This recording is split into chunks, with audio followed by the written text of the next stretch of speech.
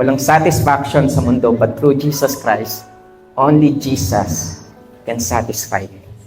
Only Jesus can satisfy us.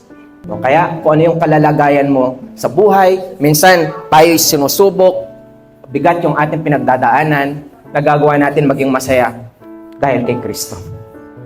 Minsan, nakakapagod, no? Minsan, bigat-bigat ng ating pinapasan, pero kaya natin maging makontento sa buhay natin because of Jesus. Yung buhay na meron tayo, yung satisfaction, wala dito sa mundo. Only through Jesus. Yun yung reason kaya siya nagpunta para sa atin. To give us a satisfaction. Yun yung buhay natin. No? Walang si Kristo sa buhay natin. Wala pong satisfaction sa buhay po natin. A life, tandaan po natin, a life without Jesus is a lifeless existence. So, kung meron totoong zombie, tayo yun.